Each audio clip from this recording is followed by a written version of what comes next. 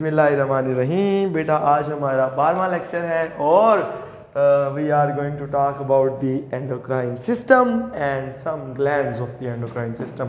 सारे तो आज नहीं पढ़े जाएंगे पर हम कुछ पढ़ेंगे। वो दरमियान में जो ईयर वाला टॉपिक था वो हमने स्मार्ट सिलेबस की वजह से कम स्किप किया है क्योंकि हमारा टेस्ट सेशन जल्दी शुरू हो रहा है and we are unable to do कि हम वो सारा कुछ पढ़ाते हैं। बहरहाल टाइम मिला तो ज़रूर दरमियान में वो वाले टॉपिक्स आएंगे और मैं पढ़ाऊँगा। ठीक है जी, तो तुम चुप करो, तो बिस्मिल्लाह करते हैं। That is the endocrine system. बेटा हमारी बॉडी में ये अहम है, पता है क्यों? अगर आपको ये एक हार्मोन एक ग्लैंड नहीं आता ना तो फिर आपको बाकी सारे भी नहीं आते। ये कुछ इस तरह से इसकी साइकी है इस टॉपिक की, क्योंकि ये वाला जो पूरा एंडोक्राइन, इसमें छुट्टी मत करना, ठीक है? तो दैट इज बेटा केमिकल कोऑर्डिनेशन, ठीक है? और हमारी बॉडी के अंदर जो केमिकल कोऑर्डिनेशन होता है ना, उसके लिए जो सिस्टम है, आपको पता है ना कोऑर्डिनेशन की दो टाइप्स थी, एक नर्वस और एक एंडोक्राइन सिस्टम। याद रखें उसमें एंडोक्राइन सिस्टम जो है वो काम करता है। और केमिकल कोऑर्डिनेशन या एंडोक्राइन सिस्टम में दो चीज़ों को डिफाइन करना बड़ा अहम काम होता है। असल में इसमें दो चीज़ें ही होती हैं। पहली बात, इसमें होते हैं वो एंडोक्राइन ग्लैंड्स जो के काम करते हैं, ठीक है जी? जो कुछ ग्लैंड का मतलब ही ये होता है ऐसा टिश्यू जो कुछ ना कुछ चीज़ प्रोड्यूस कर रहा हो, स्क्रीट कर रहा हो। आपने गौर किया होगा, आपने 9th क्लास में स्लाइवरी ग्लैंड्स के बारे में पढ़ा था कि जी वो स्लाइवा प्रोड्यूस करते हैं। इसी तरह आपने स्टमक के ग्लैंड्स के बारे में पढ़ा था जो गैस्ट्रिक जूस प्रोड्यूस करते हैं। इसी तरह आपने, यानी ग्लैंड का लफ्ज़ ही मतलब जहाँ पे आ गया, आपको पता है कि ये कोई ऐसा टिश्यू है, कोई ऐसे ग्रुप ऑफ सेल्स हैं जो कोई ना कोई चीज़ बना रहे हैं, प्रोड्यूस कर रहे हैं और वो सारा कुछ, ठीक है बेटा? तो एंडोक्राइन ग्लैंड तो ये वाली बात हो गई। दूसरे नंबर पे जो चीज़ इसमें आपको पता होनी चाहिए वो है जी हार्मोन्स। मैं दोनों को डिफाइन भी करता हूँ बेटा। अगर आपको मैं इसको डिफाइन करूँ एंडोक्राइन ग्लैंड्स को, तो मैं कहूँगा these are the ductless glands. एक मैं चीज़ आपको बताना चाहता हूँ, साइड पे यहाँ पे एक चीज़ पढ़ाता हूँ, that is exocrine glands. Exocrine glands वो होते हैं बेटा जिनकी अपनी डक्ट होती है, दे आर डक्टेड ग्लैंड्स। क्या है? They are ducted. उनकी नाली, मतलब वो जो भी चीज़ प्रोड्यूस करते हैं ना, उसको उस जगह तक जहाँ पे उस चीज़ ने काम करना होता है, उस यानी अपनी स्क्रीशन को उसके टारगेट टिश्यू तक खुद अपनी नाली के ज़रिए छोड़ के आते हैं। मसलन स्लाइवरी ग्लैंड स्लाइवा प्रोड्यूस करते हैं और स्लाइवरी डक्ट्स होती हैं, यहाँ से भी आती है, यहाँ से भी आती है, जुबान के नीचे। वो सारी जो स्लाइवा प्रोड्यूस करती है वो मुंह के अंदर पहुँचता है और स्लाइवा के एक्शन की जगह ओरल कैविटी है, यानी मुंह शरीफ है। समझ गए? इसी तरह आपने गौर किया होगा, मैं आपकी 9th से आपको एग्जांपल्स देता हूँ। That is liver. लिवर एक एक्सोक्राइन ग्लैंड है क्योंकि वो बाइल प्रोड्यूस करता है जो अपनी नाली यानी बाइल डक्ट के जरिए अपने टारगेट टिश्यू यानी स्मॉल इंटेस्टाइन तक जाता है। पेंक्रियाज दोनों तरह पे काम करता है, हम इसके बारे में अलग से डिस्कस करेंगे। यानी ऐसे ग्लैंड जो चीज़ प्रोड्यूस करें और उनकी अपनी नाली हो और उस नाली के जरिए उस चीज़ को वहाँ तक पहुँचा के आए, उनको हम कहते हैं एक्सोक्राइन ग्लैंड। और जिनकी नाली ना हो, these are the ductless glands which produce the hormones. क्या बनाते हैं बच्चों? हार्मोन्स। और बाकी चीज़ें भी क्या है वो मैं आपको हार्मोन की डेफिनेशन बता के फिर थोड़ा सा बताता हूँ। तो पहले तो पता लग गया डक्टलेस ग्लैंड कौन कौन से हम डिस्कस करेंगे। पूरे का पूरा जो बैच है इसका, उनके बारे में थोड़ा थोड़ा सरसरी सा पढ़ाया जाएगा, एफएससी में ज़्यादा पढ़ाया जाएगा। तो हार्मोन्स के बारे में अगर मैं आपको बताऊँ ना, तो वो ये है, दैट इज कि हार्मोन की डेफिनेशन अगर मैं करूँ तो मैं कहूँगा these are the chemical messengers produced by endocrine gland। बेटा दो पॉइंट हो गए हैं, केमिकल मैसेंजर है, एंडोक्राइन ग्लैंड से प्रोड्यूस करेगा, कैरीड बाय एंडोक्राइन ग्लैंड की अपनी नाली तो होती नहीं, फिर सर वो किस तरह पहुंचाएगा? Carried by blood to the target tissue ठीक है। और आखिरी पॉइंट, एंड रेगुलेट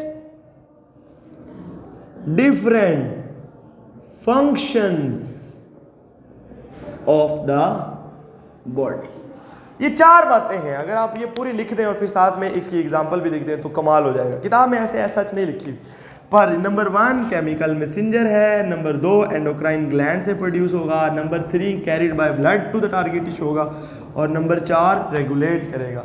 इस पॉइंट का तो आपको समझ आ गया कि ये केमिकल इन नेचर होगा, या ये प्रोटीन होगा, या ये लिपिड बेस्ड होगा, या ये पॉलीपेप्टाइड पेप्टाइड होगा, वगैरह वगैरह। ये क्या होते हैं, इनके बारे में आप चीज़ों को बाद में पढ़ेंगे। प्रोड्यूस बाय एंडोक्राइन ग्लैंड, कौन सा प्रोड्यूस करेगा, हम अभी एंडोक्राइन ग्लैंड का पटारा खोलते हैं, देखते हैं कौन क्या प्रोड्यूस करता है। Carried by the blood, endocrine gland की अपनी नाली नहीं होती, तो वो अपनी स्क्रीशंस को they pour their secretions their hormone शरीफ into the blood. Endocrine glands अपनी स्क्रीशंस को ब्लड में डालते हैं, and then they regulate. Regulate का मतलब ये होगा, हार्मोन कभी नया काम शुरू नहीं कराते, जो पहले से काम चल रहा हो उसको रेगुलेट करते हैं, कम ज़्यादा कर। बेटा आपने पंखे का रेगुलेटर देखा हो, ये जो चीज़ सामने आती है ना, ये रेगुलेटर नहीं होता, ये रेगुलेटर के साथ इसका स्विच ऑफ बटन भी होता है। अदरवाइज जो रेगुलेटर होता है वो या ज़्यादा करता है या कम करता है, किसी चीज़ को स्टार्ट या उसको वो नहीं कराता। They regulate different functions of the body.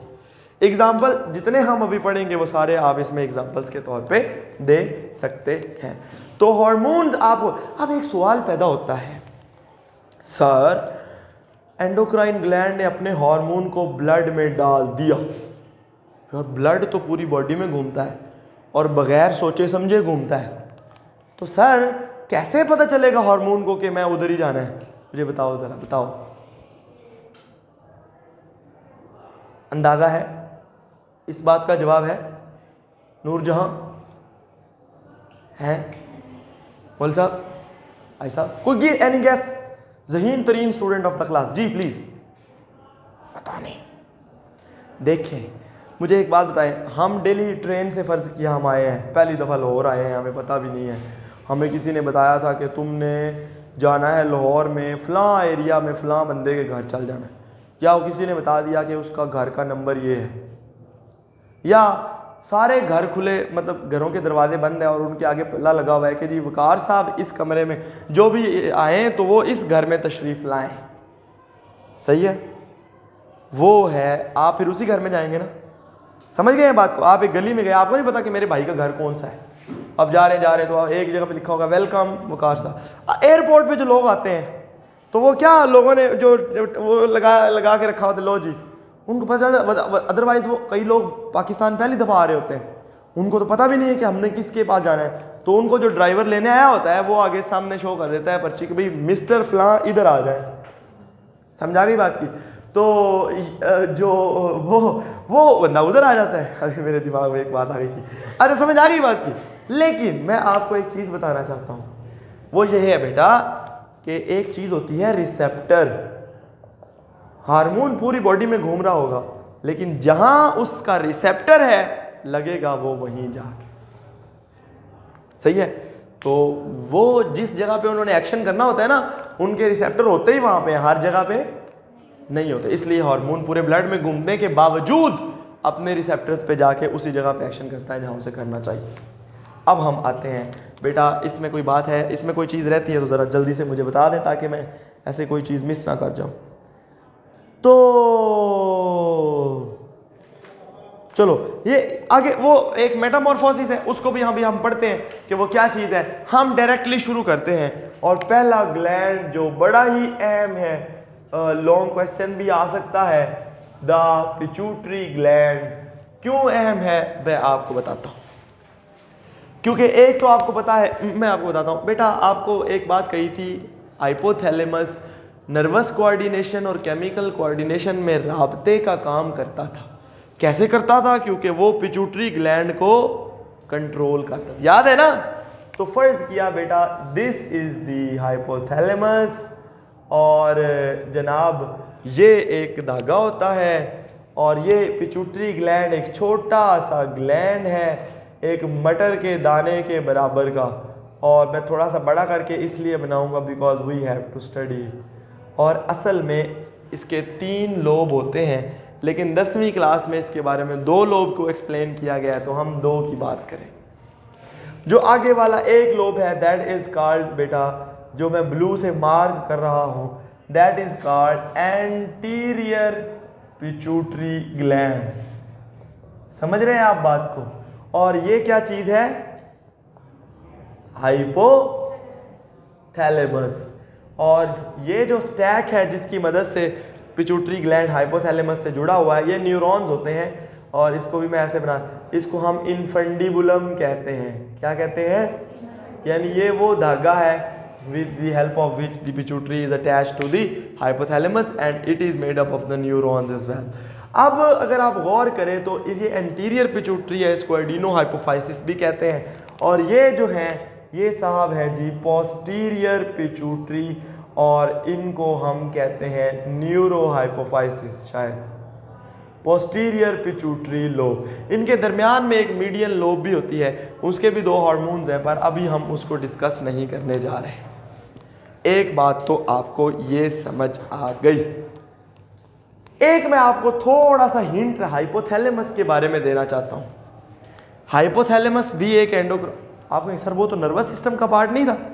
बेटा हाइपोथैलेमस भी एंडोक्राइन ग्लैंड के तौर पे एक्शन करता है, और बकायदा हाइपोथैलेमस 2 हार्मोन बल्कि बहुत सारे हार्मोन भी प्रोड्यूस करता है। हाइपोथैलेमस ये आप ये समझे है तो नर्वस सिस्टम का पार्ट, लेकिन नर्वस सिस्टम को कनेक्ट करता है एंडोक्राइन सिस्टम के साथ। जो नर्वस रिक्वेस्ट आती है उसका नर्वस रिस्पांस तो आता ही आता है, साथ ही साथ उसका केमिकल रिस्पांस भी ये दिलवा देते हैं अपनी उस तरफ से, अपने वो पिट्यूटरी ग्लैंड की मदद से। एक बात। दूसरी बात ये है कि हाइपोथैलेमस एक तो कनेक्शन करता है, दूसरा ये खुद भी इट प्रोड्यूसेस बहुत सारे हार्मोन्स, लेकिन मैं आपको 2 तो बताऊंगा इंशाल्लाह, बाकी भी अगर चांस मिला तो उनके बारे में भी बताऊंगा। वो 2 हार्मोन मैं आपको एंड पे बताऊंगा क्योंकि वो उसमें ही है। अब आते हैं, स्टार्ट करते हैं बच्चों। तो याद रखिएगा पिट्यूटरी ग्लैंड की जो एंटीरियर लोब है इसको मास्टर ग्लैंड कहते हैं। बेटा सबसे पहले तो आपको पता लग गया ना कि ये एक स्मॉल सा है जी और एक पी साइज है, ठीक है जी, अटैच्ड विद द हाइपोथैलेमस है, ब्रेन में है, वगैरह वगैरह, सही है। एंटीरियर पिट्यूटरी लोब को मास्टर ग्लैंड कहते हैं। क्यों? Because it produces the tropic hormones. क्या? इससे जो हार्मोन प्रोड्यूस होते हैं वो ट्रॉपिक हार्मोन्स होते हैं। अब आप कहेंगे सर ट्रॉपिक हार्मोन्स क्या है? Those hormones which control the other endocrine glands. ऐसे हार्मोन जो दूसरे एंडोक्राइन ग्लैंड्स को जाके कंट्रोल करते हैं। मसलन मैं इसकी एग्जांपल देता हूँ। एक बेटा प्रिंसिपल है और वो टीचर्स, हर टीचर भी एक ग्लैंड है, एक प्रिंसिपल भी एक ग्लैंड है। प्रिंसिपल जो ऑर्डर करेगा वो सारे के सारे टीचर्स भी फॉलो करेंगे, तो टीचर्स बाकी सारे ग्लैंड हैं, और जो प्रिंसिपल का ऑर्डर है वो ट्रॉपिक हार्मोन है, वो ट्रॉपिक जो मैसेज है जो सारों को कंट्रोल करेगा, तुम काम करो, तुम ना करो, तुम ज्यादा करो, तुम समझ रहे हैं ना बात को? ठीक है। तो ट्रॉपिक हार्मोन किसे कहते हैं? Those hormone which control the secretions of other endocrine gland. Example जब आएंगी तो आप सारे पढ़ लेंगे। इसलिए यानी इसका मतलब है pituitary gland is the father of all other glands, master of all other glands in our body. क्यों? क्योंकि ये करता है। और इसको कंट्रोल कौन करता है? हाइपोथैलेमस। तो आप समझ गए फिर, ठीक है। पिट्यूटरी ग्लैंड की एंटीरियर पिट्यूटरी लोब से बेटा किताब में वैसे तो ज्यादा है, लेकिन किताब में 2 हार्मोन है कि 3 हार्मोन है, मुझे इतना बता दो। एक सोमैटोट्रोफिन है और एक TSH है। इसके अलावा कोई और है? ICTH, FSH, LH कुछ है? नहीं है। तो चलो बस ये 2 ही पढ़ते हैं। बेटा सबसे पहला जो इससे हार्मोन है, इसके हार्मोन्स को मैं ब्लू बनाऊंगा और या इसके हम उनको रेड बनाते हैं, उसको ब्लैक बना दें। ठीक है जी। तो इससे जो पहला हार्मोन प्रोड्यूस होता है उसका नाम है बेटा STH यानी सोमैटोट्रोफिन। ये एक ऐसा हार्मोन है जिसको हम कहते हैं बेटा ग्रोथ हार्मोन। क्यों ग्रोथ हार्मोन है? क्योंकि ये हमारी बॉडी की ग्रोथ कराता है। ग्रोथ मतलब डिवीजन ऑफ सेल्स और डिवीजन ऑफ सेल्स मतलब increase in number of cells. ये तो अंडरस्टूड बात हो गई ना, समझ आ गया ना। तो सोमैटोट्रोफिन एक ग्रोथ हार्मोन है जो हमारी बॉडी की ग्रोथ करवाता है। अब मैं आपको इस हार्मोन के यानी अच्छा सवाल पैदा होता है, सर ये हार्मोन पिट्यूटरी ग्लैंड याद रखेंगे। जब भी आप किसी ग्लैंड को पढ़ेंगे तो पहली बात आपने पढ़नी है कि वो हार्मोन को निकलवाया किसने, नंबर 2 वो कहां से निकला, नंबर 3 उसने जाके क्या एक्शन किया, नंबर 4 उस हार्मोन के ज्यादा या कम होने से क्या फर्क पड़ता है। समझ रहे हैं बात को? क्या क्या बात बेटी? पहली बात कि ये हार्मोन किसने निकलवाया, किसके ऑर्डर के तहत निकला, दूसरी ये कहां से निकला, तीसरी इससे एक्शन क्या था, चौथी इसके कम या ज्यादा होने से फर्क क्या पड़ता है। सही है। तो बेटा सबसे पहली बात अगर मैं आपको बताऊं ना तो यहां से हाइपोथैलेमस से एक चीज निकलती है, वो इसी रास्ते से इधर आती है और उसको हम कहते हैं सोमैटोट्रोफिन रिलीजिंग हार्मोन STRH या ST releasing factor STRH STRF। सही है। ये STH ये आके पिट्यूटरी ग्लैंड को कहता है कि आप STH प्रोड्यूस करें और STH पूरी बॉडी के सेल्स के सोमैटिक सेल्स आपको पता है 2 तरह के सेल्स होते हैं, रिप्रोडक्टिव सेल्स जिनको हम जर्म लाइन सेल्स कहते हैं, उनके बगैर सारे के सारे सेल्स को सोमैटिक सेल्स ही कहते हैं। और वो सेल्स बेसिकली डिवाइड करके अपनी ग्रोथ यानी अपना नंबर इंक्रीज करते हैं जिससे बॉडी की ग्रोथ होती है। लेकिन आपको एक बात पता है कि बेटा जो ये देखिए अगर मैं ग्राफ बनाऊं फर्ज किया आपके सामने तो मुझे एक बात बताएं, एक बंदा है उसकी ज़िंदगी यानी वो बच्चा है अभी 1 साल का तो 2 साल का या इधर हम कह देते हैं जी 3 साल का, फिर 5 साल का, फिर 7, 9, 11, फिर 13, फिर 15, फिर 17, फिर 19, 21 एंड सो ऑन। ठीक है बेटा। आपको पता है कि इंसान, मैं इसमें नज़र आ रहा हूँ, इंसान मेरा बूथा आ रहा है फिर ठीक।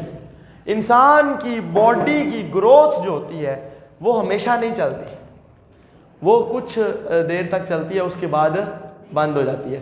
तो बेटा फ़र्ज़ किया ये जो मैं ब्लू से निशान लगा रहा हूँ ये एक बंदा है जो 17 साल तक उसकी उम्र बढ़ी यानी उसके कद और उसकी बाकी ग्रोथ बढ़ी, उसके बाद फिक्स हो जाता है। तो इसको हम फ़र्ज़ किया कहते हैं कि ये ग्रोथ पीरियड है कि सर इसके दौरान बॉडी की ग्रोथ होनी है, बॉडी का साइज़ बढ़ना है। उस दौरान ये हार्मोन नॉर्मली ज़्यादा होता है क्योंकि आपको पता है बॉडी की ग्रोथ होने के लिए ज़्यादा सेल्स चाहिए होते हैं और जब ज़्यादा सेल्स चाहिए होते हैं आमिर तो वो ज़्यादा सेल्स के आपको पता है पुराने सेल्स की डिवीज़न से वजूद में आते हैं। तो अगर आपने नए सेल्स बनाने हैं काफ़ी सारे तो आपको पुराने सेल्स को डिवाइड करना पड़ेगा और उसके लिए एक स्टिमुलस ये हार्मोन है। तो नॉर्मली यानी ड्यूरिंग द ग्रोथ पीरियड ये हार्मोन बढ़ता है और फिर बेटा जी एक टाइम आता है कि ये हार्मोन कम हो जाता है और फिर ये थोड़ा थोड़ा सारी ज़िंदगी निकलता रहता है। फ़र्ज़ किया ये एज है, इस साइड पे मैं लिख देता हूँ, और ये है लेवल ऑफ STH। मैं एग्जाम्पल के तौर पे सिर्फ पढ़ा रहा हूँ, ऐसे ग्राफ होते नहीं हैं। ठीक है। यानी ग्रोथ पीरियड के दौरान ये हार्मोन बढ़ता रहा और उसके बाद इसमें कमी आ गई और कमी आने के बाद ये थोड़ा सा सारी ज़िंदगी रिलीज़ होता रहेगा। इस दौरान क्यों बढ़ा? क्योंकि आपको पता है कि हमारी बॉडी की ग्रोथ हो रही होती है और हमारे कद बढ़ रहे होते हैं तो वो हमें साफ ज़ाहिर है नए सेल्स चाहिए, तो इस दौरान हार्मोन ज़्यादा है। और उसके बाद अच्छा सारी फिर इसकी यहाँ पे क्या ज़रूरत है? इसकी यहाँ पे ज़रूरत होती है बेटा सेल रिप्लेसमेंट के लिए। आपको पता है हमारी बॉडी में बहुत सारे सेल्स रोज़ मर जाते हैं, अगर आप 4 साल पहले आपकी जो बॉडी के सेल्स थे आपकी स्किन के, अब वो आपकी स्किन पे नहीं है, अब वो ख़त्म हो गए, नए उनकी जगह रिप्लेस सारे के सारे हो चुके हैं। ठीक है, तो बताने का सिर्फ मकसद ये है कि उसके बाद ये थोड़ा थोड़ा रिलीज होता रहता है। ये है इसकी नॉर्मल सिचुएशन, यानी नॉर्मली इसका लेवल ये होता है। बेटा किसने बनवाया और क्या बना और एक्शन क्या किया बॉडी की? बेटा सोमैटोट्रोफिन जाके क्या करता है? It increases the growth of, देखे ना, increases the division of cells leading to growth. इसकी वजह से ग्रोथ होती है, सिंपल सी बात। देखो किसने निकलवाया, किससे निकला और क्या किया, पता लग गया। अब नॉर्मल लेवल ये है, अगर ये ड्यूरिंग द ग्रोथ पीरियड किसी वजह से वो एंटीरियर पिट्यूटरी लोब में कैंसर हो गया है, 100 और वजह हो गई हैं, किसी वजह से ये हार्मोन अपने नॉर्मल लेवल से ज़्यादा हो जाए, सही है, तो नॉर्मल लेवल से अगर ये ज़्यादा होगा तो फिर ये यहाँ पे भी ज़्यादा होगा। यानी नॉर्मल लेवल जो इसका है उससे ये हार्मोन अगर ज़्यादा हो, इस कंडीशन को हम कहते हैं गाइजेंटिज्म, यानी बंदे की बॉडी ओवर ग्रो हो जाती है, वो मोटा हो जाता है। समझ गए? जब ओवर ग्रो हो जाती है बंदे की बॉडी, ये आप इस साइड पे ये समझे लेवल ऑफ सोमैटोट्रोफिन। तो गाइजेंटिज्म मतलब ह्यूज बॉडी, ग्रेट खली है, जिस तरह वो एक रेसलर था आप जानते हैं, वो काफ़ी उसका कद बड़ा है और सारा, तो बॉडी के भी एबनॉर्मेलिटीज़ हैं। तो ये है जी एक वजह, यानी अगर ये सिर्फ इसकी वजह से बॉडी बड़ी नहीं होती, ये भी एक वजह हो सकती है। तो यानी अगर नॉर्मल से ज़्यादा हो जाए तो गाइजेंटिज्म, और अगर बेटा नॉर्मल से कम हो जाए हैं तो ये देखें, तो बॉडी जो है वो क्या हो जाती है? ड्वार्फिज्म, यानी छोटी रह जाती है, अंडर ग्रोथ। यानी if the somatotrophin increase during the growth period, हम सिर्फ इस सालों की बात कर रहे हैं, इसके बाद की बात नहीं कर, इसके बाद तो इसे कम होना ही होना है। तो अगर ड्यूरिंग द ग्रोथ पीरियड सोमैटोट्रोफिन अपने नॉर्मल लेवल से कम हो तो बॉडी की ग्रोथ थोड़ी होती है और बॉडी छोटी रह जाती है, जिसको हम ड्वार्फिज्म कहते हैं। और अगर ये अपनी नॉर्मल लेवल से ज़्यादा प्रोड्यूस हो ड्यूरिंग द ग्रोथ पीरियड तो बॉडी की ग्रोथ ओवर होती है, और इस कंडीशन को हम गाइजेंटिज्म कहते हैं, ह्यूज। अब एक तीसरी कंडीशन भी है बेटा, नॉर्मली इसको कम हो जाना चाहिए, लेकिन ये कम ना हो किसी वजह से, तो ये उतना ही चलता रहे। ये देखिए ज्यादा, यानी नॉर्मल से ज्यादा हो, इस कंडीशन को एक्रोमेगैली कहते हैं। मेगैली का मतलब होता है बड़ा होना, एक्रो का मतलब होता है टिप्स ऑफ द बॉडी का, सर बड़ा हो जाना, हाथ बड़े हो जाना, पैर बड़े हो जाना, जॉज बड़े हो जाना, सही है। यानी अगर इधर देखें, अगर somatotrophin, if the somatotrophin increases then the normal level after the growth period, then the tips and the हम क्या कहते हैं, extremities of the body, body के जो नुक्कर हैं, बॉडी के जो टिप्स हैं, they increase in size, abnormal increase in size, this is called acromegaly. Body में जिस चीज़ का साइज भी नॉर्मल से ज़्यादा बड़ा हो जाए ना, उसको हम उस चीज़ की मेगैली कहते हैं। हिपैटोमेगैली लीवर का बड़ा होना, स्प्लिनोमेगैली स्प्लीन का बड़ा होना, वगैरह वगैरह वगैरह। बेटा समझ आइए लिशा, सही है जी। तो सोमैटोट्रोफिन पहले हार्मोन के बारे में आपको गल समझ आ गई है। अब आते हैं एक दूसरा हार्मोन जो यहीं से निकलता है, और उसका नाम है जनाब, वो भी एंटीरियर पिट्यूटरी से निकलता है, और उसको मैं यहां बनाऊंगा, और उसका नाम है थायराइड स्टिमुलेटिंग हार्मोन।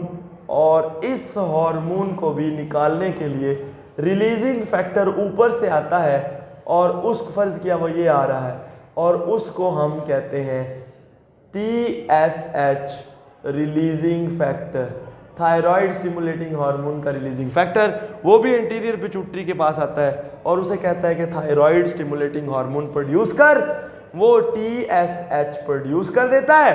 और वो TSH का एक्शन क्या है, वो जाता है थायराइड ग्लैंड के पास, और उसे कहता है कि तू अपना जो काम करना है ना, T3 T4 कैल्सिटोनिन, वो हम थायराइड के अंदर मैं आपको बढ़ाऊंगा। वो उसे कहता है कि तू वो हार्मोन का लेवल बढ़ा दे। सही है।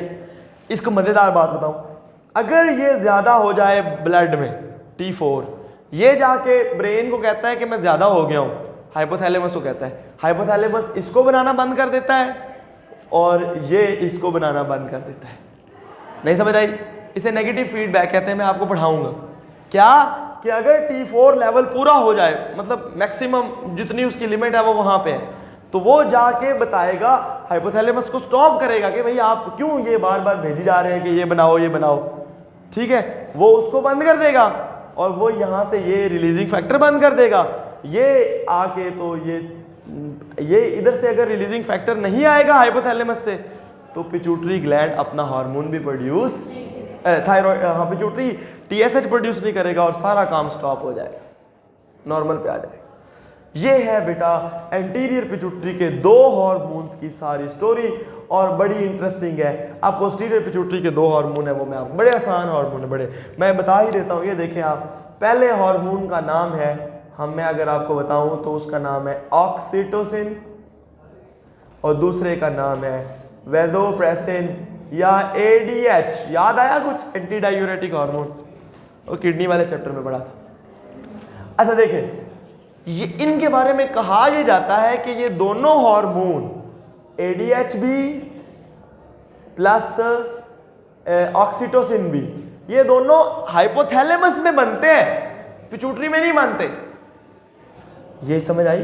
इट प्रोड्यूसेस द 2 हार्मोन, कौन कौन से? Oxytocin and ADH, vasopressin, anti diuretic hormone. यानी both of these 2 hormones they are produced in the, Aamir किधर गुम हो, याद आ रही है? ये दोनों हार्मोन्स जो हैं पोस्टीरियर पिट्यूटरी के, ऑक्सीटोसिन भी और ADH भी, वैसोप्रेसिन भी, ये हाइपोथैलेमस में बनते हैं, फिर स्टोर आके यहाँ पे होते हैं। ये यहाँ पे बनते नहीं है, और यहाँ से रिलीज कब होते हैं? जब उसका ऑर्डर आता है हाइपोथैलेमस का। यानी both the ADH and vasopressin, they are produced from the hypothalamus and they are stored in the posterior pituitary and they are released from the posterior pituitary under the orders of hypothalamus as and when required। समझ गए?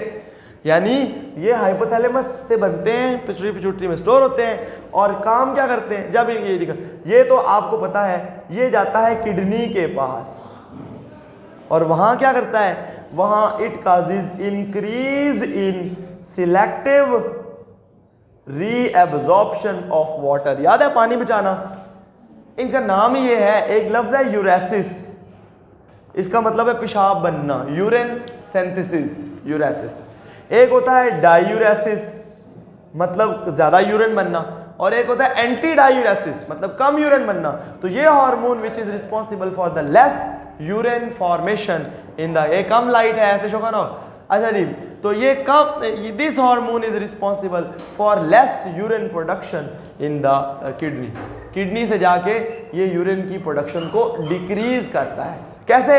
पानी को बचाता है, याद है ना, वो हमने बात पढ़ी हुई है ये बात।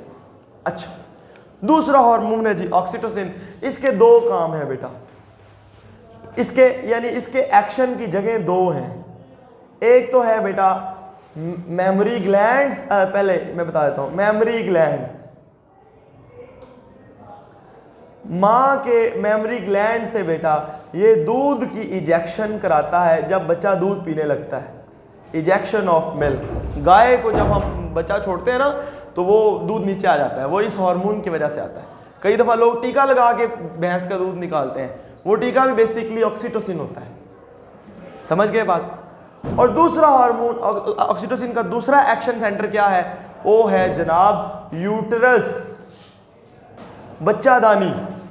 ये उसके मसल्स को, यानी उसके मसल्स को क्या करता है? It causes contraction of uterine muscles during child birth. Delivery के दौरान ये दबाता है इस तरह से कि बच्चे की डिलीवरी हो जाए, और ये उसी वक्त रिलीज होता है वहां से। समझ आ गई बात की? तो ये किताब, आपकी किताब में ये इतने ही लेवल तक बातें हैं। पूरी डिटेल जो है वो इसकी आप एफएससी में जाके पढ़ेंगे कि ये हार्मोन क्या काम करते हैं और कैसे करते हैं। अभी आपको बेटा इंटीरियर पिट्यूटरी और पोस्टीरियर पिट्यूटरी के 4 हार्मोन्स के बारे में पता चला। 2 interior pituitary that is the STH and ACTH. दफा हो जाओ। एक एसटीएच और एक टीएसएच, ठीक है। और दूसरे नंबर पे जी 2 हार्मोन पोस्टीरियर पिट्यूटरी के हैं, एक एडीएच और दूसरा ऑक्सीटोसिन। बेटा कोई सवाल हो तो पूछ। हाँ जी।